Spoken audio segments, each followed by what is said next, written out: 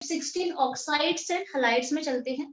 जैसे आपने हाइड्राइड्स का ट्रेंड्स देखा था, सिमिलरली इसके भी कुछ ट्रेंड है, इंक्रीजिंग और डिक्रीजिंग ट्रेंड है, उसको देख लेते हैं। और हाईली कंसेप्चुअल पोर्शन है, कंसेप्चुअल पोर्शन है। ये कंसेप्ट्स के तौर पे या रीजनिंग के तौर पे इस तरीके से क्वेश्चन यूजुअली दिया जाता है, तो देख लेते हैं।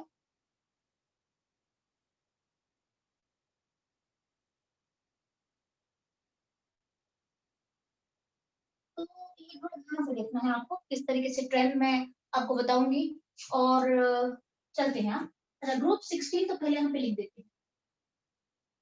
ग्रुप 16 में आपका ऑक्सीजन है, सल्फर है, सेलेनियम है, टेलुरियम है और पोलोनियम। मोस्टली जो कंपाउंड्स पढ़ा जाता है, ऑक्साइड और क्लोराइड पढ़ा जाता है, या जो भी आपका ऑक्साइड्स एंड हैलाइड्स पढ़ा जाता है, बेसिकली कहाँ से पढ़ा जाता है? Oxygen, sulphur, selenium and tellurium. Polonium is radio active, बताया था आपको पिछली क्लास। तो यहाँ से हम ये कंपाउंड फॉर्मेशन उतना स्टेबल कंपाउंड नहीं बनाता है, काफी बिग साइज का हो जाता है। क्लियर है? अच्छा, तो अब हम चलते हैं सबसे पहले ग्रुप 16 ऑक्साइड्स में चलते हैं। ओके, तो ऑक्साइड्स में किस तरीके का ऑक्साइड्स बनाता है, डिटेल में लिखना है। आज जो कुछ आपको लिखवाऊंगी, ये सारी चीजें डिटेल में रखना है आपको, नोट बना के रखना है प्रॉपर। क्लियर ना? अच्छा, तो कौन कौन से ऑक्साइड बनाते हैं बेसिकली? ये डाइऑक्साइड एंड ट्राइऑक्साइड फॉर्मेशन करते हैं। ये डाइऑक्साइड एंड ट्राइऑक्साइड फॉर्मेशन करते हैं। इनका जो जनरल फॉर्मूला है ऑक्साइड बनाने का। क्लियर है? अगर मैं डाइऑक्साइड में चलूं तो मेरे पास है SO2 हो जाएगा, SiO2 हो जाएगा, TiO2। इन तीनों को मैंने लिया है। ऑक्साइड क्या ऑक्साइड बनाएगा? खुद ऑक्सीजन है। Ozone is oxide of oxygen. Ozone जो होता है ना, O3 molecule, that is a dioxide of oxygen. Oxygen खुद अगर डाइऑक्साइड बनाना चाहेगा ऑक्सीजन के साथ, तो ओजोन बन जाएगा। क्लियर है? तो ओजोन का टॉपिक है पूरा, आपका स्ट्रक्चर वगैरह सब कुछ है। तो मैं यहाँ पे ओजोन ऑक्सीजन को इंक्लूड नहीं कर रही हूँ, बिकॉज मैं ऑलरेडी ऑक्साइड बनाने जा रही हूँ। तो बाकी जो तीन है ये बेसिकली ऑक्साइड बनाते हैं। क्लियर है ना? ओके, अच्छा, तो क्या बनाएंगे? ये डाइऑक्साइड बनाएंगे। और अगर ट्राइऑक्साइड बनाएंगे तो these are the compounds। Clear है? अच्छा, इसको अगर मैं थोड़ा सा उस फॉर्मेट में आपको लेके चलूं तो मेरा कैसे रहेगा ये? अगर मेरा ये ग्रुप 16 है तो ठीक है, हम इस तरीके से लिख सकते हैं। यहाँ पे एक छोटा सा मैं आपको बना के दिखा सकती हूँ। ग्रुप 16 अगर है तो ये डाइऑक्साइड अगर बनाएंगे तो SO2, SiO2 और PiO2 बनाने वाला है, SO2 SO2। और अगर ट्राइऑक्साइड बनाएगा तो इसके स्ट्रक्चर पूछे जाते हैं, इसका स्ट्रक्चर बाकी बहुत कुछ इसके ऊपर पूछे जाते हैं बेसिकली। और SiO3 एंड PeO3, ये है डाइऑक्साइड, ये है ट्राइऑक्साइड। सारे ट्रेंड बारी बारी से पढ़ लेते हैं, किस तरीके से जाता है, क्या है। अच्छा, तो अब अगर मैं इसका इंक्रीजिंग डिक्रीजिंग ट्रेंड में पॉइंट वाइज हम इसको पढ़ लेते हैं। सबसे पहला पॉइंट, ये सारे ऑक्साइड फॉर्मेशन कर रहे हैं। सबसे पहला पॉइंट है कि trioxides are more acidic than dioxide. ठीक है, तो लिख दो।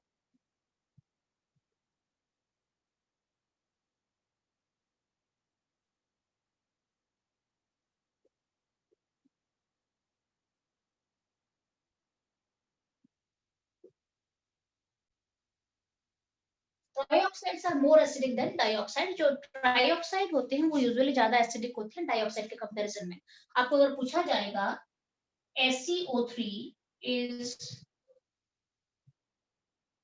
more acidic than SiO2, ये ज्यादा एसिडिक हो जाएगा as compared to this, because आपको पता है ट्राइऑक्साइड ज्यादा एसिडिक होते हैं। SO3 is more acidic than SO2। Clear है? ओके, अच्छा, तो यही पे आपको और एक चीज बता दूंगी मैं। बेसिकली अगर आपको पूरा बताया पूछा जाए कि ऑर्डर ही बताओ एसिडिक प्रॉपर्टी का, तो कैसे लेते हैं, पहले तो जान लेते हैं। SO3 is more acidic than SO2। अच्छा, एक तो एक तो ये होता है कि एसिडिक प्रॉपर्टी कैसे जज करा जाता है, देखो मैं आपको बताती हूँ जस्ट।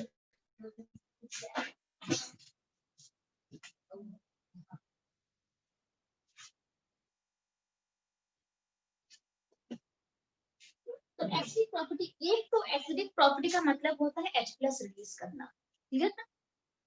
एसिडिक प्रॉपर्टी का मतलब होता है H प्लस को रिलीज करना, ठीक है?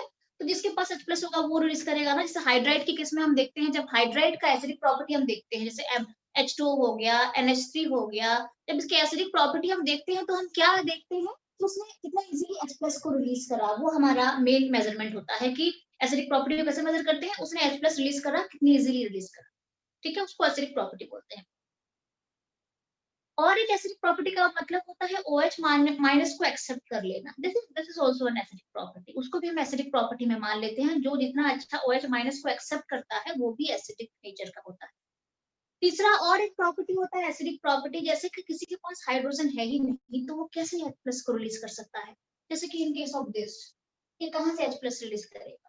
तो ऐसे ही एक non metallic oxide, this are non metallic oxide, this are non metallic oxide, non metallic oxide के लिए एसिडिक प्रॉपर्टी चेक करा जाता है, जब ये वाटर के साथ रिएक्शन दिखाएगा तो एसिड फॉर्मेशन करेगा, that means this is acidic in nature. अगर कोई कंपाउंड, कोई नॉन मेटेलिक ऑक्साइड है जो वाटर के साथ एसिड फॉर्मेशन करता है, मतलब वो एसिडिक नेचर का है।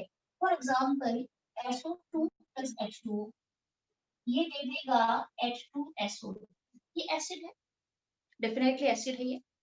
SO3 प्लस H2, ये दे देगा H2SO, ये बहुत स्ट्रॉन्ग एसिड है, ठीक है? तो SO2 और SO3 ये दोनों एसिडिक नेचर के क्यों है? बिकॉज वाटर के साथ एसिड प्रोड्यूस कर लेते हैं, क्लियर है? दूसरी बात, इन दोनों में से आपको ये बताया गया है कि ट्राइऑक्साइड ज्यादा एसिडिक होता है, SO3 is more acidic than SO2। कैसे पता चला? H2SO4 is stronger acid than H2SO3, ये ज्यादा स्ट्रॉन्ग एसिड है H2SO3 के कंपैरिजन में, that's why this is more acid SO3। तो ऐसे क्वेश्चन आपको दे सकते हैं कि कौन, दो तीन दे देंगे, which out of this is a good acid और better acid, acidic in nature, इस तरह के क्वेश्चन आपको दे सकते हैं। तो ये चला गया एसिडिक नेचर के बारे में आपको बता दिया है, ठीक है? क्लियर है? अच्छा, और अभी यहाँ पे थोड़ा सा आपको बता देती हूँ एक्चुअली क्या होता है एसिडिक प्रॉपर्टी, ठीक है? ट्राइऑक्साइड, अब इन दोनों में कौन ज्यादा एसिडिक है? ये, इन दोनों में कौन ज्यादा एसिडिक है? ये, और इन दोनों में ज्यादा एसिडिक है। दूसरा और एक बात, अभी आपको बाद में अभी लिखवाऊंगी नीचे, अभी आपको और भी मुझे बताना है कि जो एसिडिक प्रॉपर्टी होती है ऑक्साइड की, ये नीचे की तरफ घटती है। जो acidic property non metallic oxide का जो एसिडिक प्रॉपर्टी होती है, ये नीचे की तरफ घट जाती है, क्लियर है? नीचे डाउन तक अगर हम जाएंगे तो एसिडिक प्रॉपर्टी घट जाएगी। अगर आपको पूछा जाएगा SO2 और SiO2 में कौन ज्यादा एसिडिक है, SO2 is more acidic, clear है? ओके, तो आप मुझे बताओ, एक तो नीचे चलती हूँ तो एसिडिक प्रॉपर्टी घटती है, मतलब सबसे कम ये एसिडिक होगा, TiO2 सबसे कम एसिडिक होगा, नीचे की तरफ एसिडिक प्रॉपर्टी घटती है तो ये होगा। दूसरा, इन दोनों में कौन ज्यादा एसिडिक होगा? इन दोनों में TiO2 और TiO3 में कौन ज्यादा एसिडिक होगा? दिस, अभी बताया आपको, ट्राइऑक्साइड्स आर मोर एसिडिक, तो ये ज्यादा एसिडिक हो जाएगा। मतलब अगर ये पूरे 6 के ग्रुप ले लूं तो सबसे कम एसिडिक यहाँ से स्टार्ट करते हैं, सबसे कम एसिडिक, मिनिमम एसिडिक प्रॉपर्टी। उसके बाद ऐसे बढ़ता है, फिर ऐसे बढ़ता है, फिर ऐसे बढ़ेगा, फिर ऐसे बढ़ेगा, फिर ऐसे बढ़ेगा, क्लियर है कि नहीं बोलो? Yes ma'am. प्रॉपर विजिबिलिटी है कि नहीं यहाँ पे दिख रही है? यस सबसे कम मैम। एसिडिक ये है TiO2, फिर यहाँ पे थोड़ा बढ़ता है, ट्राइऑक्साइड हो गया, फिर ऊपर यहाँ पे चढ़ेगा तो थोड़ा सा फिर बढ़ जाएगा, ऊपर की तरफ वैसे बेसिक प्रॉपर्टी बढ़ता है, फिर यहाँ पे यहाँ से बढ़ गया, फिर here, फिर here, ये है ट्रेंड एसिडिक प्रॉपर्टी का, क्लियर है? तो ये मैंने आपको करवा दिया है। अब हम नेक्स्ट पॉइंट कहाँ पे चलेंगे, कोवेलेंट प्रॉपर्टी में चलते हैं, दो सेकंड पॉइंट है, और आई थिंक यहीं पे आपको करवा देती हूँ, यहीं पे लिख लेती हूँ, जगह है तो मैं बना देती हूँ उसको, ठीक है? तो यहाँ पे और कोई क्वेश्चन आ सकता है, हाँ आपको यहाँ पे क्वेश्चन पूछ सकते हैं SO2 SO3 का स्ट्रक्चर बना के दिखाओ, पूछा जाता है ये, और इनका हाइब्रिडाइजेशन और इनका शेप पूछा जाता है। कैन यू प्लीज टेल मी?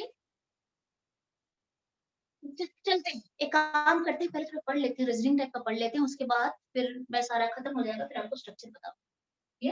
अच्छा, तो ये हो गया मेरा ट्राइऑक्साइड ज्यादा एसिडिक होती है। ऑक्साइड में सेकंड पॉइंट क्या होता है, trioxides are more covalent in nature than dioxides. Right now,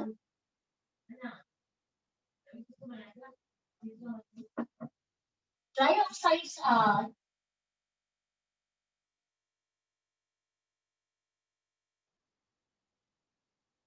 then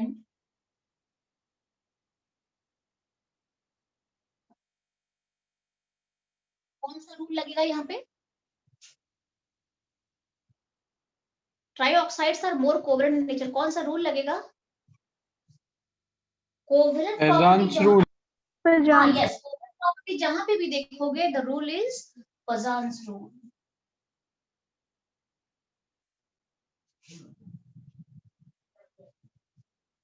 आप ZAN लिखो, JAN लिखो, एवरीथिंग इज फाइन, कोई प्रॉब्लम नहीं, पजान्स रूल क्लियर है। ओके ओके, तो यहाँ पे फजान्स रूल आ जाएगा, आपको ऑलरेडी बता चुकी हूँ, एक एग्जांपल के साथ ले लेते हैं। जैसे कि अगर मुझे पूछा जाएगा कि out of PeO3 and PeO2 which one is more covalent in nature, तो यहाँ पे लिख देते हैं TeO3 is more covalent then PeO2। क्या रीजन है, खाली पजान्स रूल लिखने से नहीं होगा, थोड़ा आपको एक्सप्लेन करना पड़ेगा। क्या करना पड़ेगा, ये मेरे पास TeO3 है और ये मेरे पास PeO2 है, यहाँ पे टेलुरियम का ऑक्सीडेशन नंबर क्या दिखा रहा है,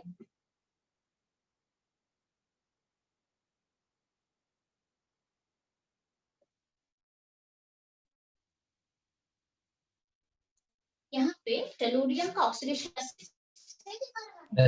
यस,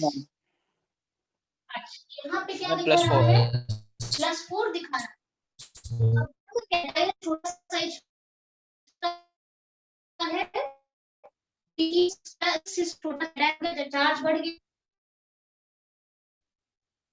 कैटायनिक चार्ज भी ज्यादा हो चुका है, तो इसका साइज छोटा हो चुका है टेलुरियम का, ठीक है। तो ये ज्यादा साइज, कैटायन का साइज इतना छोटा हो जाता है, या फिर पॉजिटिव चार्ज वाले स्पीसीज का जितना साइज छोटा हो जाता है वो उतना पोलराइजिंग हो जाता है, और जितना पोलराइजिंग होता है कोवलेंट प्रॉपर्टी उतनी बढ़ जाती है, तो ज्यादा कोवलेंट हो जाता है। तो इसके ऊपर बड़ा चार्ज है, इसके ऊपर छोटा चार्ज है, इसका साइज छोटा हो गया है, अब ये ज्यादा कोवलेंट प्रॉपर्टी का हो जाएगा, तो ये ज्यादा रूल क्लियर है। तो ये क्वेश्चन आपको भी दे सकते हैं, ठीक है। ये तो आगे आपका कोवलेंसी को लेके आपको दे पूछ सकते हैं, कोवलेंट प्रॉपर्टी कैसे डिफाइन होता है, क्या है, ठीक है। अब थर्ड पॉइंट पे चलते हैं, एसिडिक प्रॉपर्टी पे चलते हैं, इसको मैं रब करूंगी अगर आपने कर लिया है।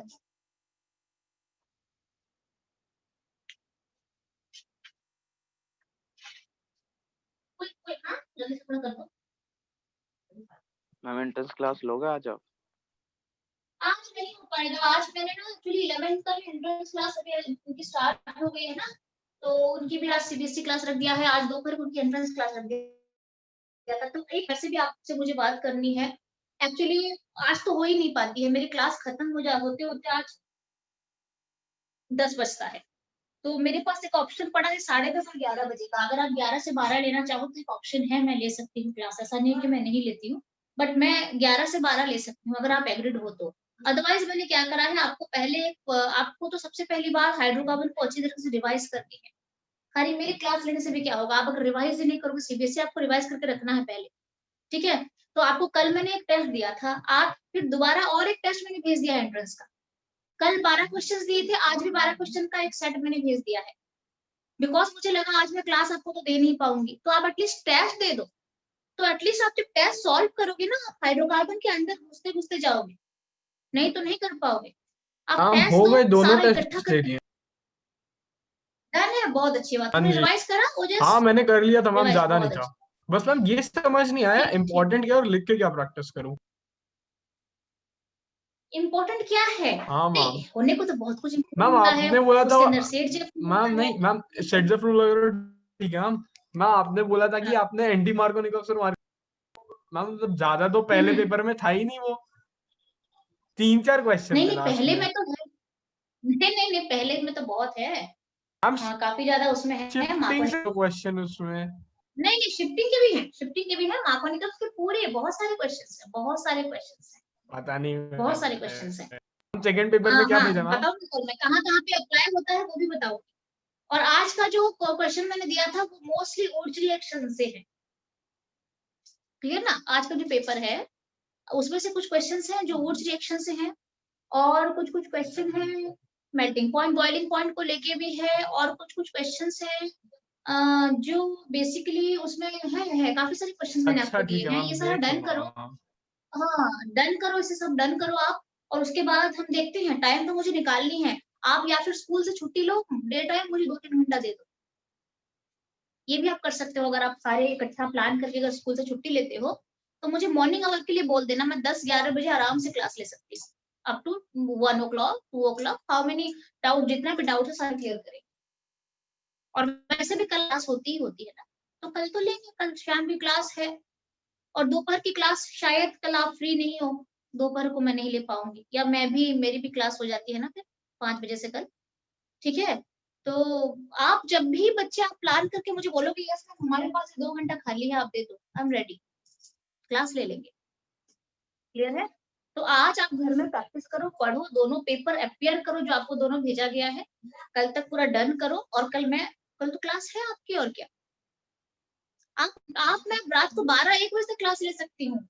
डिटर्मिनेशन आपकी होनी चाहिए, आप रेडी होना चाहिए, यस मैम हाँ ले लेंगे। मैम मैं तो मैं ले तो लूंगा पर रोज नहीं ले पाऊंगा, जैसे आज ले सकता हूँ मैं। रोज की बात, रोज रोज थोड़ी कोई 1 बजे तक लेता है, रोज थोड़ी लेंगे। जैसे कि हमारी कोई डाउट बहुत सारा जम गया है, नहीं हो हाँ पा रहा है, पिछले टाइम बार का चाहिए मैम हमें। कोऑर्डिनेशन के ही बचे हुए हैं। हाँ, वो तो इजी है वैसे, वो एक मैम दो जो उसमें है मैं अभी बता तक दूंगी एक आपको, मेरा कोई नहीं। डाउट पड़ा हुआ है, एएन रूल वाला। वो वाला, अच्छा वो वाला अच्छा ठीक है, हाँ मैं वो सारा कर लेंगे, कोई प्रॉब्लम नहीं है, कोई प्रॉब्लम नहीं है। और अगर आप लेट नाइट के लिए भी रेडी रहते हो क्लास के लिए तो मुझे इन्फॉर्म करना। अभी मैम क्या मैं तो बेटा, अभी तो 3 मेहनत बजे करो तक ना। जगह रहता हूँ, हम कभी भी ले यस, लो। अभी तो अरे मैं देखो टीचर हूँ, मैं जगी रहती हूँ, मेरा तो आदत है, मैं तो लेट नाइट सोती हूँ। तो आप लोग रेडी हो के मुझे बोलोगे यस मैम चलो आज लेट नाइट हम पढ़ाई करते हैं, कोई प्रॉब्लम नहीं है। टाइम निकल जाता है बच्चे, चाहो तो टाइम निकल जाता है। क्लियर ना? तो थोड़ा आपको और बूस्टअप करनी पड़ेगी मुझे। देखो 2 महीना के बाद पेपर आने वाला है, 3 महीना के बाद पेपर आने वाला है, फिर आप ऑटोमेटिक मुझे बोलोगे नहीं नहीं मैम चलो क्लास ले लेते हैं, चलो खत्म करते हैं। ओके, सो एनीवे मैं कहाँ पे थी बच्चे, ये यहाँ पे थी, इसको मैं रैप करके फिर हम चलेंगे, कहाँ पे चलेंगे, नेक्स्ट मेरा जो पॉइंट है acidic property and basic property.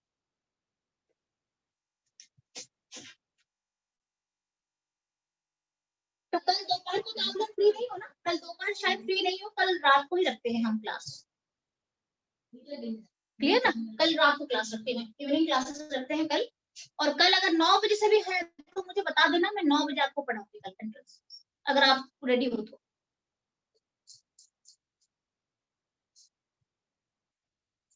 Ma'am ले लो 9 बजे से कल। कोई नहीं, आप लोग रेडी हो तो मुझे बता दो, अगर 9 बजे है तो 9 से 10 ले लेंगे, फिर नहीं आपको मैम, आधे मेरी घंटे का 9-10 ब्रेक दे तक दूंगी। क्लास चलती है मैथ्स की। कितने बजे तक? 9-10 तक चलती है मैम। 9-10 तक चलती है, 9-10 तक चलती है तो कोई प्रॉब्लम नहीं है ना। 9 से 10 दे दूंगी, फिर आधे घंटे का ब्रेक दे दूंगी, 10:30 बजे फिर से ज्वाइन कर लेना मुझे।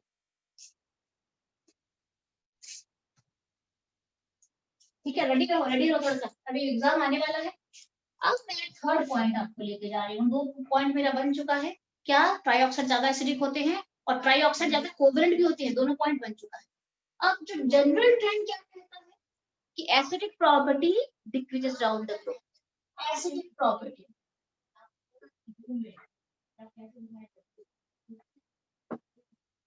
Acidic property decreases down the group. तो इसके ऊपर क्वेश्चन क्या देंगे आपको, दे देंगे SO2 is more acidic than SeO2 is more acidic than TeO2। ऐसे ही 2-3 कंपाउंड देके बोला जाएगा, उसको डिक्रीजिंग या इंक्रीजिंग ऑर्डर ऑफ एसिडिटी में आप अरेंज कर दो। ठीक है, तो ध्यान रहे नीचे की तरफ बढ़ता है तो ये सबसे ज्यादा एसिडिक, फिर ये दूसरा पॉइंट क्या है, उसका उल्टा पॉइंट क्या हो जाएगा, बेसिक प्रॉपर्टी क्या होनी चाहिए, नीचे की तरफ बढ़नी चाहिए। अगर अतिरिक्त प्रॉपर्टी घटती है तो बेसिक प्रॉपर्टी घटनी चाहिए। तो ये पॉइंट क्या है, basic property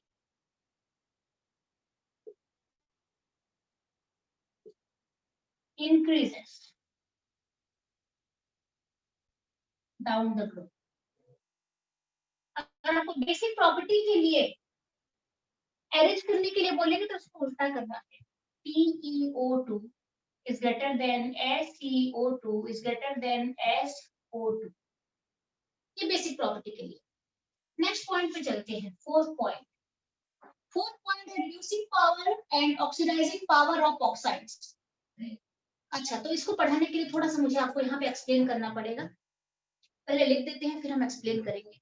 so write down,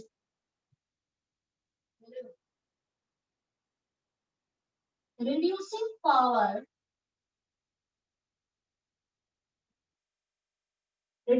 power of, और ये लिख देते हैं, reducing power of dioxides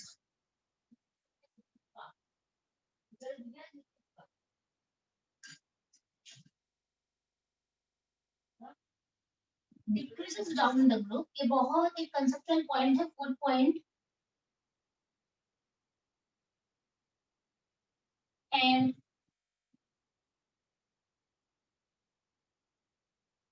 oxidizing power of trioxides।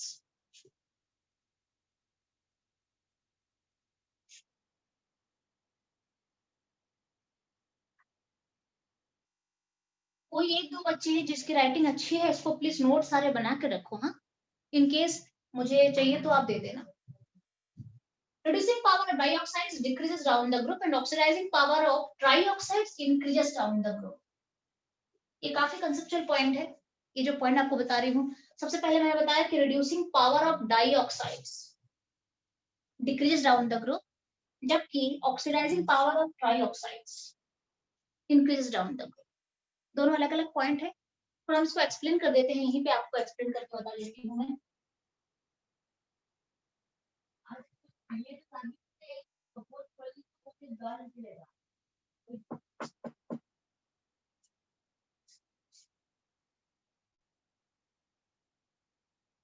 अच्छा, हम यहाँ पे ओके, आप थोड़ा सोच के मुझे बताना, ये जो पॉइंट मैंने अभी आपको यहाँ पे लिखवाया है कि किसके ऊपर बेस्ड होगा, रीजनिंग किसके ऊपर बेस्ड होना चाहिए।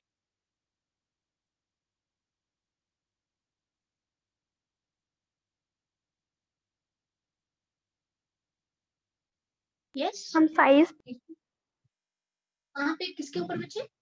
साइज पे नहीं, ये तो एक ऐसा आंसर है कि मैं यहाँ पे भी घूम के आऊँ तो साइज पे पहुंचूंगी और वहां पे भी घूम के आऊँ तो साइज पे पहुंचूंगी। नहीं, ये रीजन तो है बट ये एक्चुअल रीजन नहीं है।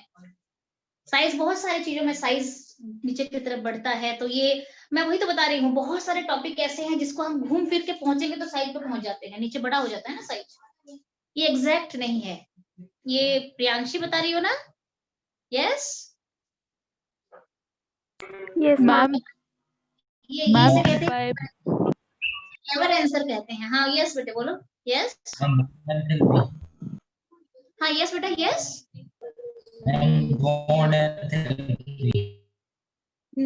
नहीं नहीं, सारे तो आएंगे, सारे आ जाएंगे, उसके अंदर सारे आने वाले तो हैं, पर जो मुझे चाहिए वो पॉइंट नहीं मिल रहा है। मैम P5 बॉन्डिंग डिक्रीज होती है। नहीं नहीं, वो सारे उसी के बाद आते हैं, उसी के बाद आते हैं। ये साइज वगैरह सब कुछ ठीक है, सब कुछ ठीक है।